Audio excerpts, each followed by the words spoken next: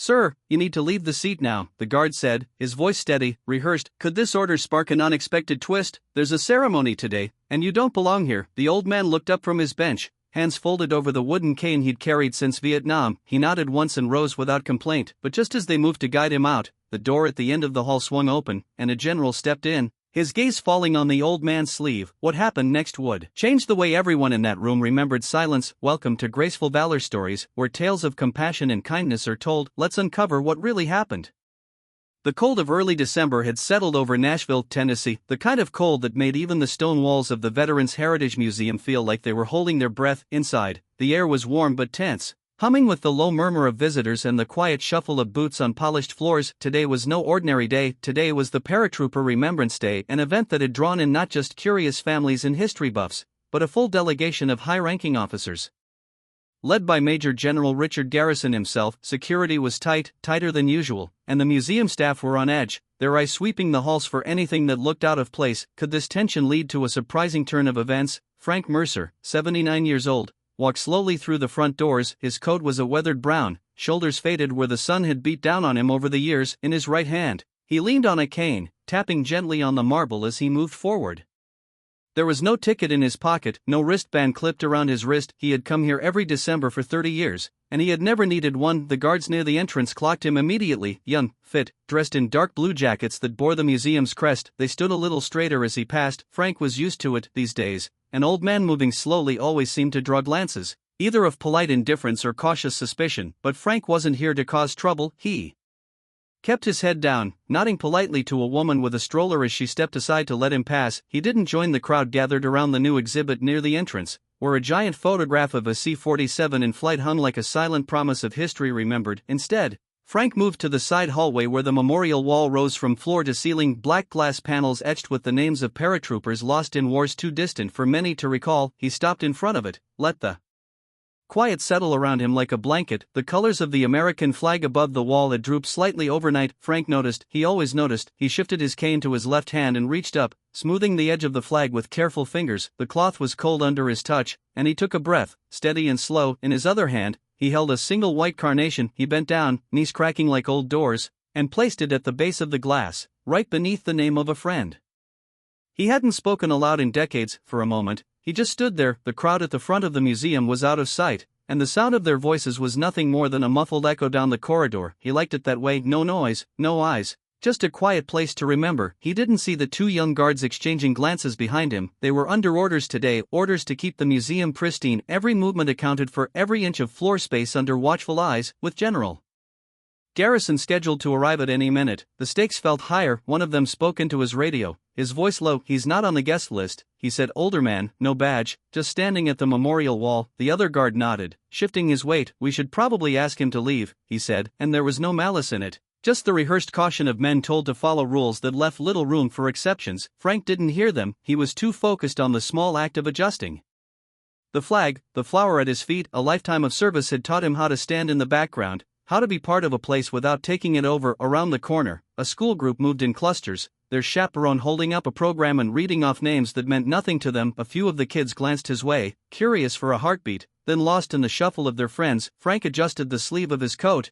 feeling the weight of the patch hidden underneath, a patch so worn that the eagle had almost vanished, but he knew it was their 101st Airborne. It wasn't a boast, it was a memory. He let out a breath and looked back at the wall, eyes scanning the names one more time. His lips moved, but no sound came out, just a name, mouthed in silence. A young woman in a museum vest walked past, eyes darting to the cane, the flower. She paused, her hand resting on a small clipboard, then moved on, as if unsure whether to interrupt or not. Frank appreciated that not everyone needed to understand what he was doing, not everyone needed to see it. He shifted his weight and took a small step back, giving the flag one last look. His knees ached with the cold, but he didn't mind. Some pain was worth carrying. The guards approached together, their steps careful, measured. One of them cleared his throat gently. "Excuse me, sir," he said, his voice polite, but edged with the kind of firmness that comes from knowing he was being watched. "Do you have a reservation for today's event?" Frank looked up at him, blinking once, the question hanging in the cold air. He didn't bristle, didn't flinch, he just shook his head. "I've come here for years," he said softly. "I just wanted to sit for a while." The guard hesitated, glancing at his partner, then back at Frank. "I'm sorry, sir," he said, "today's event is closed to the public." It's by invitation only. Frank nodded once slowly. I understand, he said. His voice was calm, the same tone he'd used decades ago, giving orders over the roar of helicopter blades. He didn't argue, didn't make a scene. He reached up, adjusting the sleeve of his jacket again, and in that simple movement, the patch, old almost threadbare, slipped into view for a moment. The younger guard's eyes flickered to it, recognition, maybe, or just curiosity, but before he could say anything, the radio on his shoulder crackled, a voice reminding them to keep things moving. The general was due any minute, and there was no room for questions. Frank took one last look at the names on the wall, his eyes softened, his mouth set in a thin line that spoke of things he'd never said out loud. Then he turned, his cane tapping lightly against the marble floor, and began to walk away, not because he wanted to, but because he understood. Outside, the wind rattled the flagpoles, the morning sun glinting off the glass of the museum's front doors, and behind him, the white carnation lay bright and alone beneath the black glass, one small, quiet promise in a world that had almost forgotten how to listen. Frank didn't get far before he settled onto a wooden bench near the memorial wall. He let his cane rest against the arm,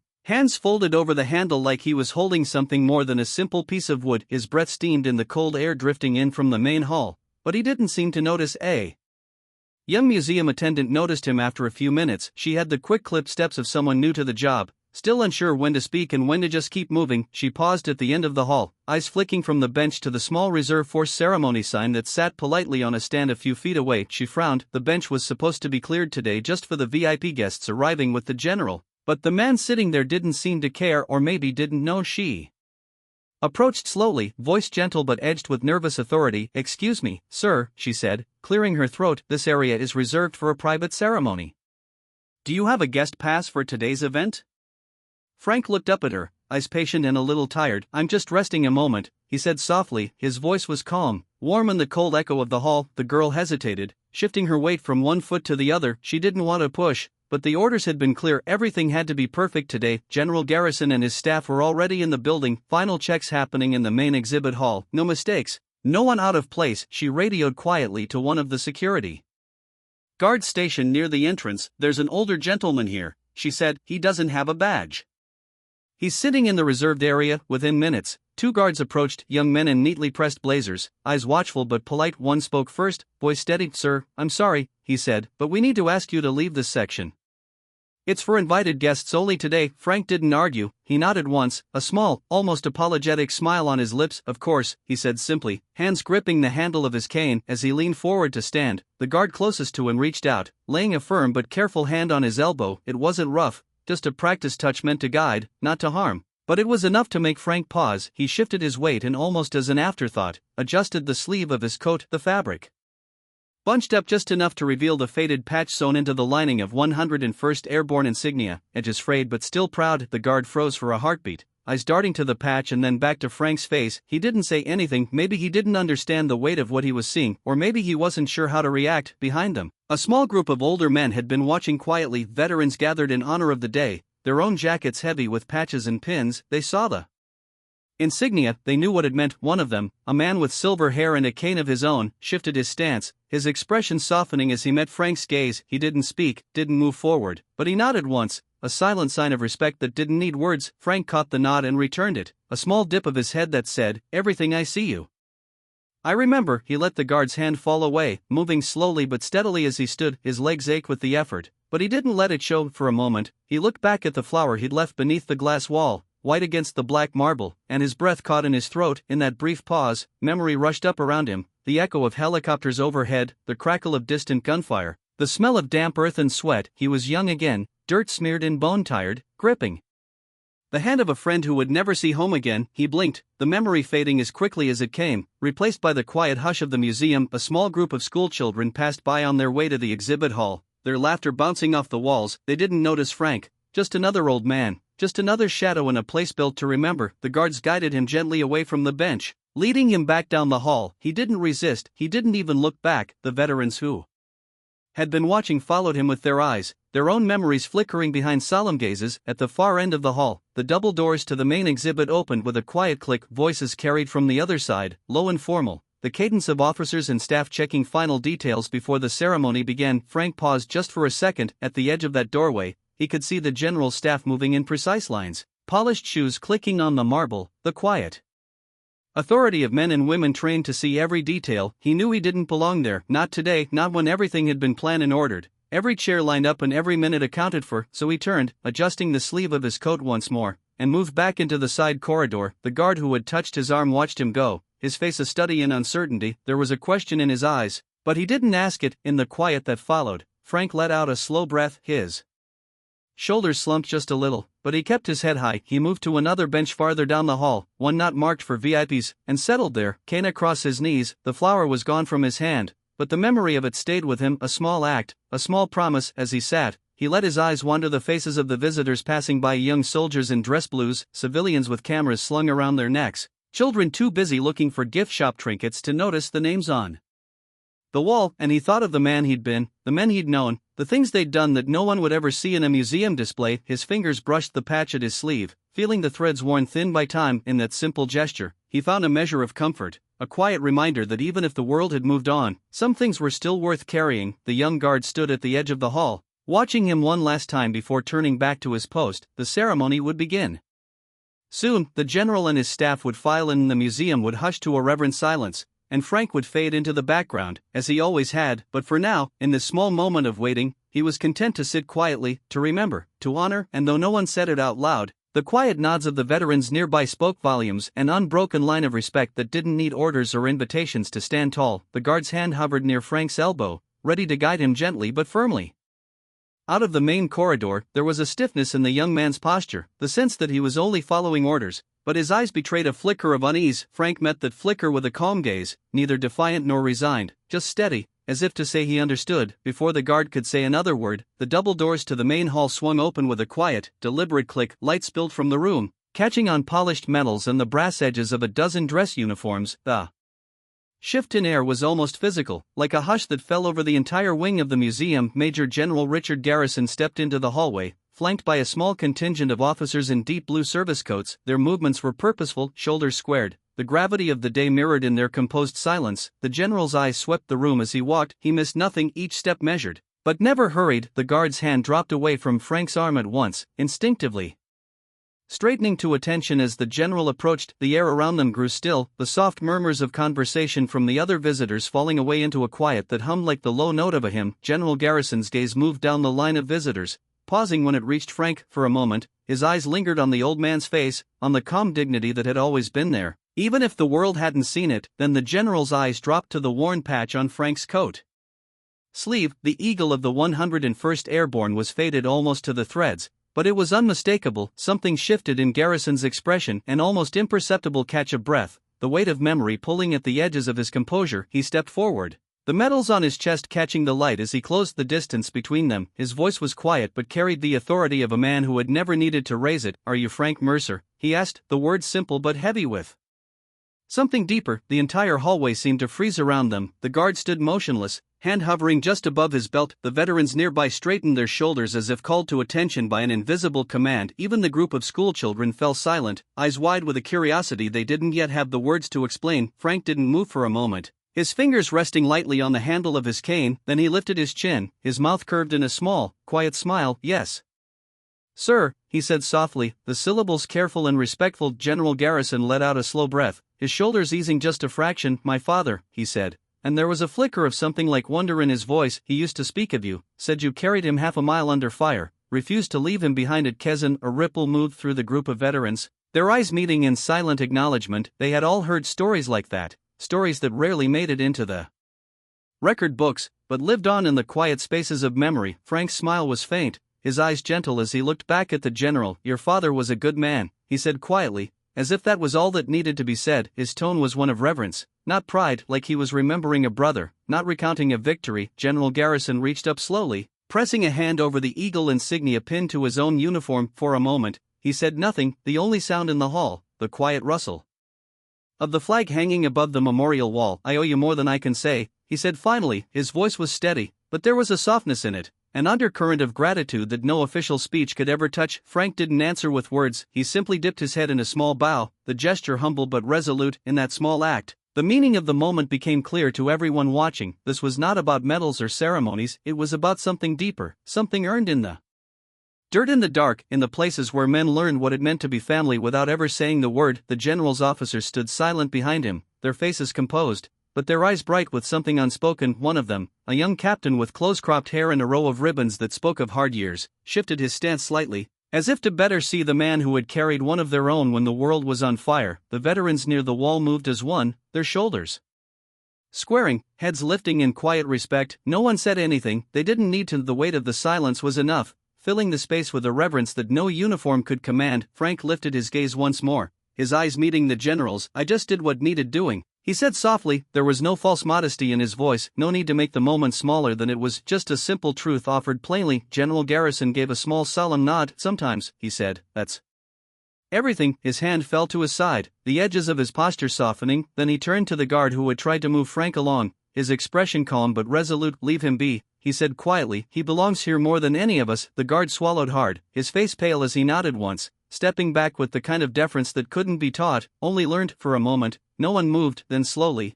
the veterans near the memorial wall raised their hands to their brows in a silent salute. The motion was fluid, almost choreographed, but it wasn't for show, it was for him. Frank sat a little taller on the bench, his cane across his knees, his shoulders set in quiet dignity. He didn't return the salute, he had never been comfortable with that kind of attention, but the small smile at the corners of his mouth said everything he needed to say. In that moment, the museum was silent, the noise of the city outside, the murmur of visitors, it all fell away. There was only the weight of memory, the soft light on black glass, and the understanding that some debts were paid not in medals or plaques, but in the simple act of standing when others might have walked away. The general took a step back, his officers following his lead as he gave Frank a final nod. Then he turned to the gathered staff, his voice calm but carrying. "Let's continue," he said. "Let's honor them the way they deserve." As the group moved past, the veterans and the schoolchildren followed, their footsteps quiet in the echoing hall. But for a few moments more, the only figure that didn't move was Frank. He sat in the silence he'd always kept close, the small patch on his sleeve speaking louder than any words he might have said. And in that quiet, everything was finally seen. General Garrison took one last step closer, his boots quiet against the marble. He rested a hand on Frank's shoulder, fingers firm but gentle, a weight that was more about honor than ceremony. In that simple touch, there was a message that didn't need words, an unspoken acknowledgement of debts carried and debts repaid. Around them, the officers straightened as one, their shoulders squared, their eyes steady as they stood in silent tribute. It wasn't a command, not something drilled into them by rank, it was instinct, a collective understanding that some moments deserved nothing less than complete, unwavering respect. The museum staff, caught in the gravity of the scene, shifted in place. One of the docents, a young man who had watched the whole exchange unfold, moved quickly to the storage room, and returned a minute later with a small plaque. He cradled it in both hands as if it were fragile, though it was nothing more than a simple piece of bronze. He approached slowly, his footsteps hesitant but sure. He set the plaque down on the bench where Frank still sat, the inscription catching the warm light of the hall. "Reserved for those who served." It read in letters so simple they might have been whispered. Frank didn't speak as the plaque was placed beside him. He didn't need to. His hand closed around the handle of his cane, knuckles white with the strength of a man who had given so much and asked for so little in return. He sat still, the hush of the room pressing close around him. His eyes never left the memorial wall. The names etched there, a litany of memories he carried like a second skin. For a long moment he simply looked, the small white carnation still at his side, the symbol of a promise he had kept for decades. The afternoon light shifted as the sun dipped lower in the sky. Rays of amber and gold filtered through the high windows, catching on the worn patch of the 101st Airborne on his sleeve. The threads glowed in the quiet light, a flicker of something that refused to be forgotten. A few feet away, a small group of schoolchildren watched with wide eyes. One of them, a boy with a shy, earnest face, lifted a phone to take a picture of the bench. The chaperone leaned down, whispering a soft explanation. The boy nodded solemnly, his hand steady as he captured the image. Not for social media, not for likes or shares, just to remember. The veterans nearby shifted as the ceremony in the main hall began, their heads turned toward the muted sounds of the bugle, but their bodies remained rooted in place. For them, this quiet tribute was the heart of the day, more real than any scripted words. Frank's shoulders rose and fell with a deep breath, his eyes glistened, though no tears fell. He reached down slowly, his fingers brushing the white carnation at his side. He lifted it carefully, cradling it in the crook of his hand like it was something sacred. The flower was simple, but it was enough. It was his offering, his final salute to the brothers he had left behind in places too far away for most to imagine. He set it down again, tucking it into a small crease in the bench where it wouldn't be swept away. General Garrison stepped back, his hand falling away from Frank's shoulder. He didn't say another word, but the respect in his eyes was enough. He turned to his officers, nodding once, and they moved away as one, quiet, deliberate, leaving Frank to the space he had claimed. The guards who had once tried to move him watched in silence. One of them, the young man who had touched Frank's arm, lowered his gaze, shame softening his features. But Frank didn't hold it against him. There was no room for anger in this place, only remembrance. The hush of the hallway lingered, a soft echo of footsteps and the distant murmur of the main ceremony. But at the bench, the world had narrowed to a single point of quiet reverence. Frank closed his eyes for a moment, letting the memories settle like dust on an old photograph. He wasn't there for the medals or the speeches, he was there for the names on the wall,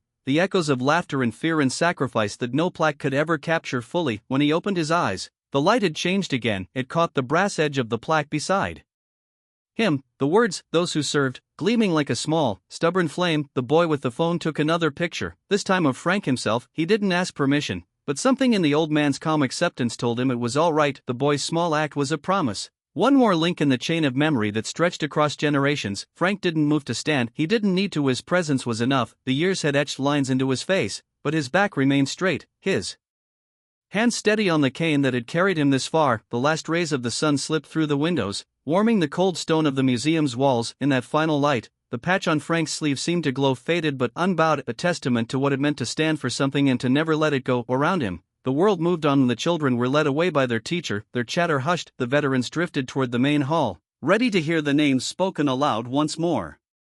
But Frank stayed where he was, the small plaque beside him, and the memory of a promise kept close to his heart. In the end, it wasn't the speeches or the ceremony that mattered most, it was the quiet dignity of a man who had shown up year after year, not for glory, but for the simple act of remembering. And as the museum's doors swung shut behind the last of the day's visitors, the bench remained there in the fading light, marked now, not just by the brass plaque, but by the quiet weight of a life lived in service and honor. The world outside the glass would move on and the headlines would shift to other things, but for those who had seen, for those who had paused long enough to truly look, that small corner of the museum would always be different, not because of a medal or a speech, but because of the quiet strength of a man who sat and remembered and carried forward the weight of those who could no longer sit beside him. In the hush that followed, that was enough, and it would be remembered.